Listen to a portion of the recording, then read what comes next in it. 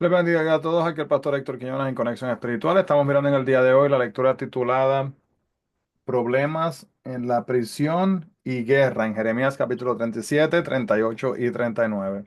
Amado Dios, te adoramos y te agradecemos, Padre, por esta oportunidad de acercarnos nuevamente delante de tu presencia.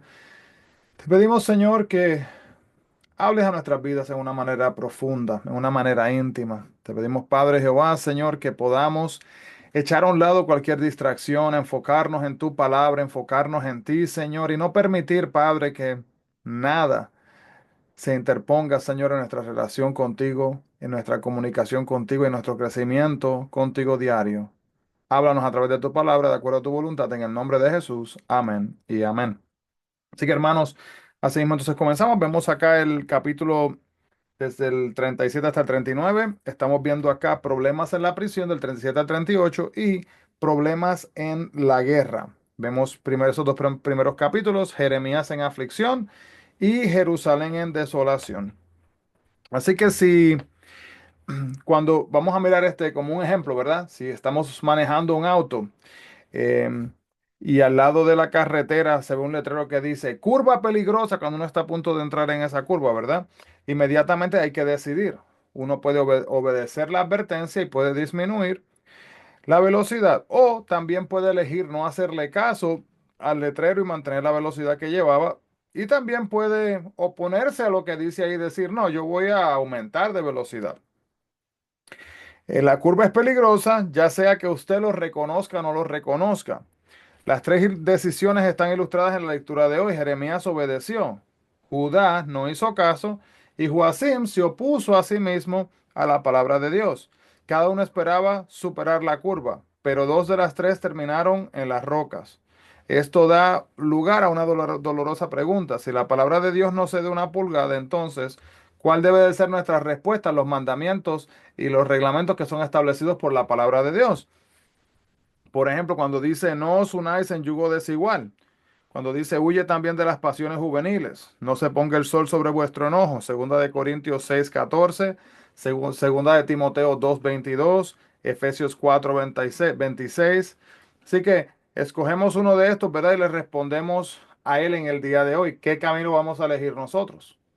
Pregunta importante. Hacemos nuestras decisiones y luego nuestras decisiones se vuelven y nos hacen a nosotros. Así que es bien importante ver esto de esta manera.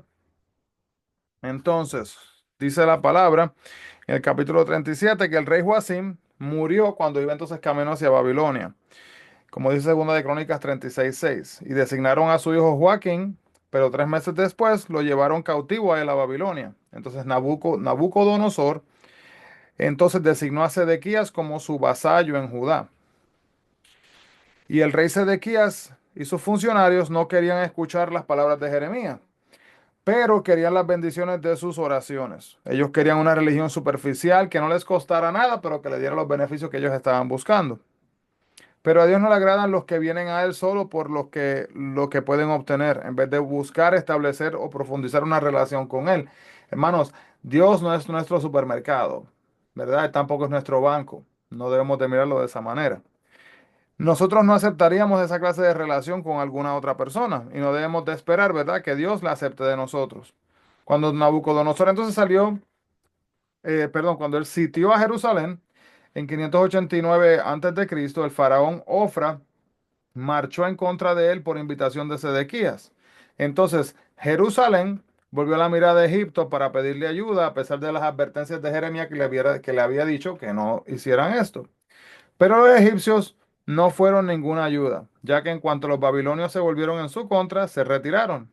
Y las advertencias de Jeremías fueron exactamente como las había dicho, profecía que había sido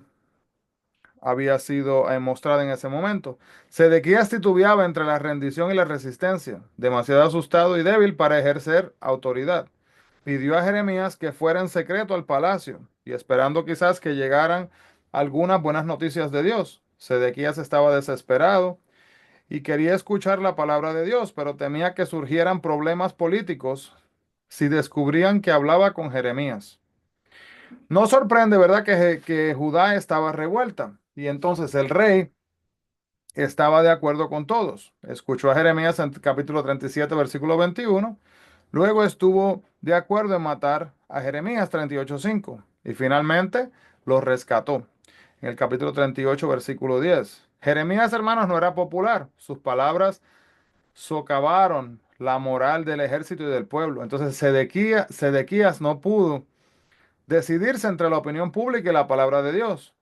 Y es una pregunta importante para usted y para mi persona, hermano. ¿Qué influye más en nuestras vidas? ¿Lo que otros dicen y piensan o lo que dice Dios?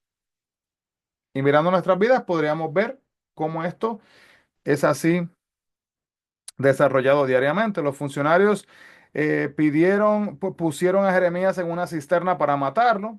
Si no sabían, hermanos, una cisterna era un gran hoyo en la tierra revestido de piedras para recolectar el agua de la lluvia. Entonces el fondo debe de haber sido oscuro, húmedo y en este caso también lleno de lodo. Jeremías pudo haberse ahogado, morir por abandono o hambre dentro de esta cisterna. Los líderes de Judá entonces persiguieron a Jeremías en repetidas ocasiones por proclamar fielmente los mensajes de Dios. Y durante los 40 años de ministerio fiel no recibió aclamación alguna, ni amor, ni el pueblo tampoco lo siguió. Hermano, ¿usted sabe lo que es? 40 años está ahí, dale, y dale, y dale, y dale, tratando de hacer una diferencia, de alcanzar las vidas, hermanos, y sin poder ver que hay ni un movimiento positivo. Lo golpearon, encarcelaron, amenazaron y hasta los forzaron a dejar su pueblo natal. Solo los babilonios paganos le mostraron algo de respeto en el capítulo 39, versículo 11 y versículo 12. Vamos a leer estos, donde dice así. Y Nabucodonosor había ordenado a Nabuzaradán, capitán de la guardia, acerca de Jeremías, diciendo, tómale y vela por él, y no le hagas mal alguno, sino harás como él te dijere. Así que, hermanos, mire, el malvado le trató mejor que el que había conocido, conocía todavía de quién era Dios. Dios no garantiza, ¿verdad?, que sus siervos escapen de la persecución, incluso cuando son fieles. Pero Él sí promete estar con ellos y darles fortalezas para soportar, como dice 2 Corintios 1, del 3 al 7. Cuando ministre a otros, reconozca también, hermanos, que su servicio es para Dios y no solo para la aprobación humana, ya que las recompensas de Dios son fieles, pero no siempre durante nuestro transitar aquí mismo en esta tierra, hermanos. Dios nos va a dar las recompensas en el tiempo determinado a sí mismo de Él. La puerta de Benjamín era una de las entradas de la ciudad de Jerusalén donde se trataban los asuntos legales. Entonces un funcionario del palacio llamado Ebed Melech tuvo acceso al rey. Cuando escuchó de la situación de Jeremías, fue inmediatamente a lidiar con él, con esta situación de injusticia. Ebed temía más a Dios que al hombre, y de entre todos los funcionarios del palacio fue el único que se levantó en contra de esta confabulación para asesinar a Jeremías. Hay que entender esto, hermanos, la obediencia de él le pudo haber costado la vida, debido a que obedeció. Sin embargo, le perdonaron la vida cuando Jerusalén cayó en el capítulo 39 del 15 al 18. Usted puede ir junto con la multitud, quizás ese es sea el único quizás que lo haga. Y cuando usted mismo lo traten con injusticia, asegúrese de agradecer a Dios cuando envíe un Ebed Melech en su camino. Los funcionarios querían información precisa, pero no la verdad de Dios. Querían utilizar esta información en contra de Dios, de su profeta, del rey y del rey. Sin embargo, Jeremías dijo a los príncipes solo lo que el rey le ordenó que dijera. No debemos callar la verdad de Dios a los demás, pero debemos ocultar la que se usará para dañar el pueblo de Dios. Así que, hermanos, eso es ser astuto y sabio, ¿verdad? Utilizar la prudencia. Capítulo 39, vemos que Sedequías, el hijo del rey Josías y último rey de Judá, gobernó 11 años después, desde el año 597 a.C. hasta el 586 a.C.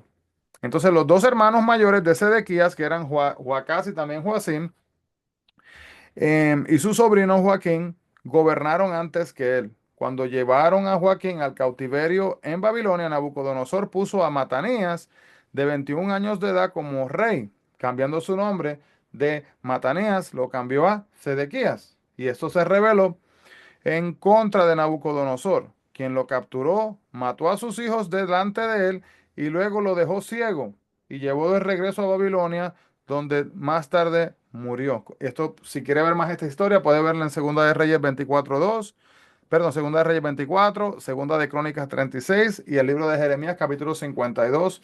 Estaremos llegando ahí más luego. El capítulo 39, versículo 5, vemos que menciona Ribla, que estaba a 320 kilómetros al norte de Jerusalén. Era el centro de operaciones babilónico para gobernar la región. Babilonia tenía una astuta política externa hacia las tierras conquistadas. Deportaba a los ricos y poderosos, dejando solo a los muy pobres al mando, por lo que estaban agradecidos con sus conquistadores. Y este método aseguraba que las poblaciones conquistadas fueran demasiado leales y débiles para rebelarse. ¿Ve qué estrategia? Dios prometió, hermanos, asimismo librar a Jeremías de este problema en el capítulo 1, versículo 8, y los supersticiosos babilonios, que respetaban en gran manera a los magos y a los que adivinaban la suerte, trataron a Jeremías como si él fuera asimismo un vidente. Debido a que su mismo pueblo lo encarceló, creyeron que era un traidor y que estaba de su parte. Sin duda alguna, sabían que aconsejó a Judá que cooperara con Babilonia y predijo la victoria babilónica. Por tanto, los babilonios liberaron a Jeremías y lo protegieron. Mire esto, hermanos, los babilonios, ¿verdad? Los que estaban haciéndole daño, vienen ahora, lo liberan y lo protegen. Mire qué cosa. ¿Qué diferencia hubo entre el destino de Jeremías y el de Sedequías? A Jeremías lo liberaron, a Sedequías lo encarcelaron, a Jeremías lo salvó su fe y a Sedequías lo destruyó su temor. A Jeremías los trataron en ese momento con respeto, el que no le habían dado anteriormente dentro de su propio pueblo, de su propia nación, ¿verdad? Y a Sedequías lo trataron con desprecio. Jeremías se preocupaba por su pueblo y Sedequías se ocupaba a sí mismo por sí mismo. Bet-Melech arriesgó su vida para salvar a Jeremías, el profeta de Dios. Capítulo 38 del 7 al 13. Y cuando Babilonia conquistó a Jerusalén, Dios protegió a Ebed-Melech de los babilonios. Dios tiene recompensas especiales para su gente fiel, pero no todos las recibirán en esta vida. Así que, hermanos, aprendemos mucho de esto, de esta lectura en el día de hoy, incluyendo que muchas veces queremos quizás recibir recompensas, queremos ser alabados, queremos sentirnos que estamos logrando, alcanzando algo, ¿verdad? Y no vemos con nuestros propios ojos lo que estamos haciendo. Pero qué bonito saber, ¿verdad? Que Dios obra en senderos misteriosos para que sea su plan, su propósito, a pesar de lo que nosotros podamos pensar. Señor, te adoramos y agradecemos por esta palabra. Te pedimos, Padre, que nos ayudes a entenderla, a aplicarla en nuestras vidas y que podamos siempre mantener nuestra vista enfocada en ti. No enfocada, Padre, en nuestras vidas, en nuestro yo o en lo que a nosotros nos interesa, sino entender, Padre, que todo debemos de hacerlo para honrarte y glorificarte como lo mereces. En el nombre de Jesús pedimos estas cosas, mi Cristo. Amén y amén. Dios le bendiga grandemente, hermanos. Bendiciones a todos y no se olviden, busquemos la presencia del Señor.